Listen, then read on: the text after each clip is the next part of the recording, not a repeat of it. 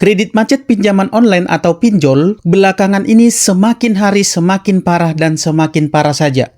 Data terbaru menunjukkan setidaknya ada 23 penyelenggara pinjaman online memiliki tingkat wan prestasi atau TWP 90 di atas 5%. Ini menunjukkan bahwa semakin hari atau setiap bulan semakin bertambah pinjol-pinjol yang terancam ditutup oleh karena tingkat wan prestasi atau TWP 90 harinya di atas 5%.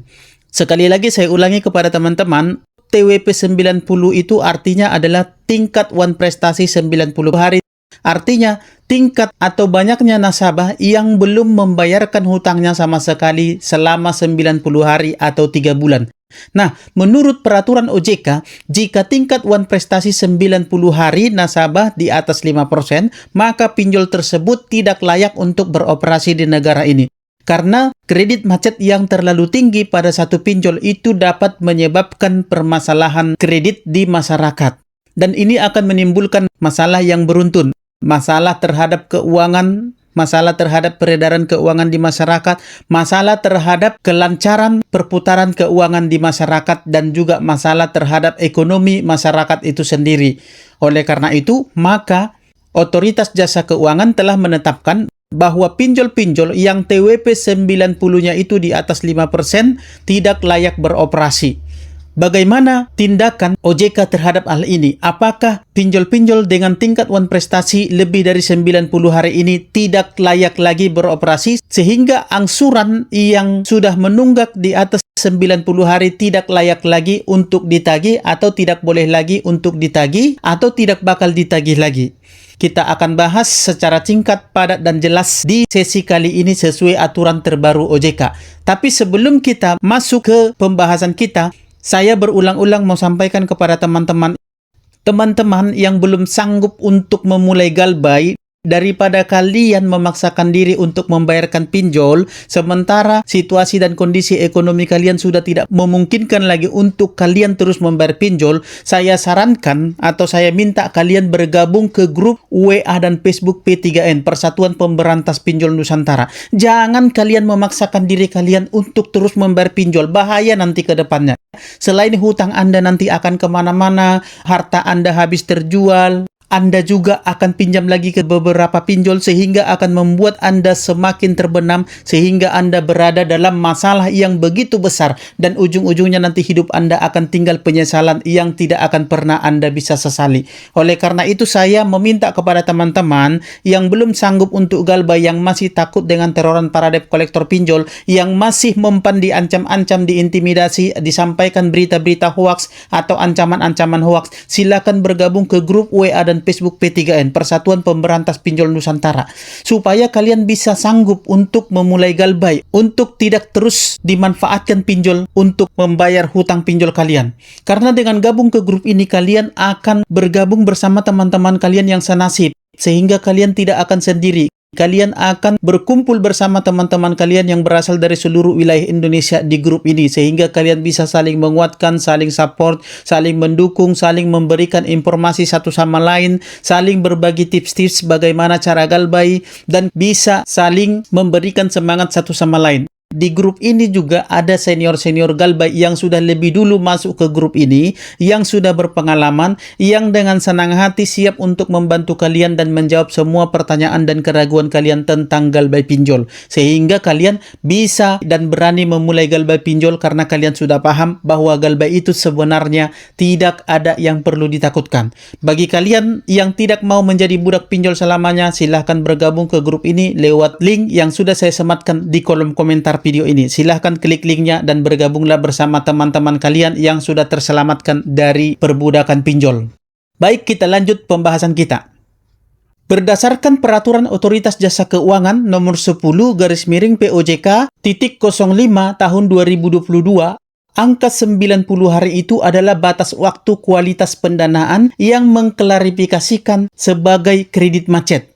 Jadi kualitas pendanaan yang disebut dengan macet adalah apabila terdapat keterlambatan pembayaran pokok dan atau manfaat ekonomi pendanaan yang telah melampaui 90 hari kalender. Artinya jika si nasabah sudah lewat dari 90 hari atau 3 bulan tidak membayarkan hutangnya, maka itu dianggap sebagai kredit macet. Dan apabila satu pinjol menghadapi masalah kredit macet 90 hari atau TWP 90 hari di atas 5%, maka pinjol tersebut dianggap pinjol bermasalah, pinjol yang tidak layak beroperasi, dan pinjol yang menimbulkan masalah kredit macet di masyarakat. Nah, kalau suatu pinjol itu sudah masuk di ambang batas tersebut, maka OJK akan lakukan langkah pembinaan, yaitu melalui surat pembinaan dan permintaan rencana aksi untuk memenuhi aturan. Jadi kalau pinjol itu sudah melebihi ambang batas TWP 90 di atas 5%, maka pinjol tersebut akan dapat surat pembinaan. Dan apabila pinjol tersebut masih belum bisa juga untuk menekan angka kredit macet di pinjol sendiri, maka pinjol itu akan diberlakukan pencabutan izin sementara atau pembekuan usaha. Dan apabila berikutnya dan selanjutnya, jika pinjol tersebut belum juga bisa menekan angka kredit macet nasabah-nasabahnya, maka pinjol tersebut akan dicabut izinnya atau diberhentikan.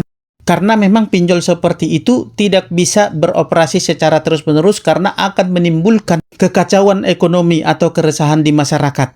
Karena itu akan menjadi kredit macet yang bisa berpengaruh terhadap ekonomi nasional dan juga ekonomi global. OJK telah menyampaikan hal tersebut pada hari Selasa tanggal 8 2025.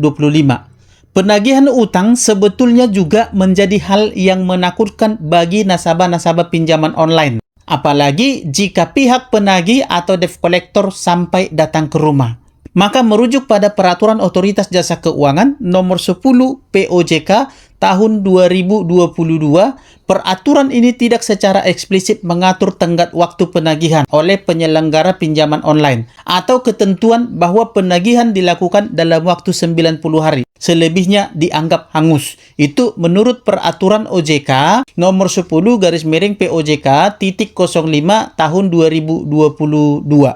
Biasanya kontak nasabah yang gagal bayar akan diteror oleh debt collector pinjolnya, maupun pihak ketiga yang disewa oleh perusahaan pinjolnya sendiri untuk meneror nasabah tersebut supaya nasabah tersebut segera melakukan pembayaran. Namun dalam hal ini, pinjol tidak boleh melakukan perbuatan-perbuatan yang tidak sesuai dengan peraturan dan aturan yang telah ditetapkan oleh OJK, yaitu peraturan penagihan dari OJK-nya sendiri. Teror tersebut akan terus dilakukan baik dalam beberapa hari atau bahkan berbulan-bulan jika nasabah tidak segera melunasi utangnya. Namun setelah 90 hari gagal bayar, bukan berarti utangnya dianggap lunas. Peminjam atau nasabah akan dibawa ke jalur hukum yang legal oleh mereka. Nasabah akan dilaporkan kepada Otoritas Jasa Keuangan oleh pihak pinjol melalui SLIK OJK. Dengan laporan ini, nasabah pinjol yang gagal bayar tidak akan bisa mengajukan pinjaman ke lembaga keuangan lainnya. Jadi, laporan yang dimaksud dalam hal ini adalah bukan melaporkan nasabah telah melakukan tindak pidana. Artinya nasabah tidak bisa dipenjara hanya karena tidak bayar hutang. Artinya di situ, nasabah yang tidak bayar hutang itu menurut ketentuan atau peraturan perundang-undangan nomor 39 pasal 19 tahun 1999 telah menjamin bahwa tidak seorang pun dapat dipidana penjara hanya karena orang tersebut tidak mampu bayar hutang. Artinya, dilaporkan di sini adalah dilaporkan ke OJK. Ditindak di sini maksudnya adalah untuk ditindak dimasukkan ke daftar SLIK OJK, daftar hitam BI checking. Jadi artinya melaporkan di sini adalah melaporkan bahwa data nasabah tersebut telah mengalami wan prestasi dan tidak akan bisa lagi melakukan peminjaman. Hanya itu yang menjadi risikonya. Tidak ada risiko penjara atau pidana.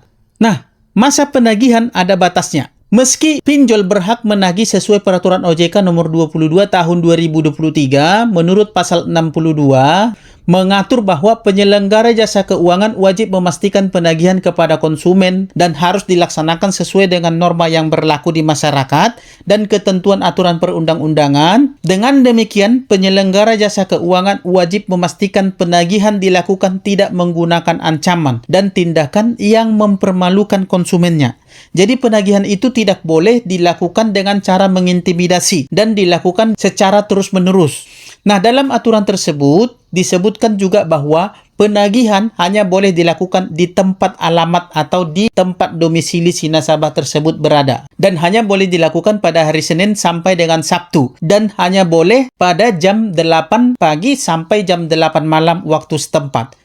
Debt collector tidak diperbolehkan melakukan penagihan di luar dari ketentuan tersebut. Jika ada debt collector yang melanggar aturan dan peraturan tersebut dan ada bukti otentiknya, maka Anda bisa melaporkannya ke otoritas jasa keuangan.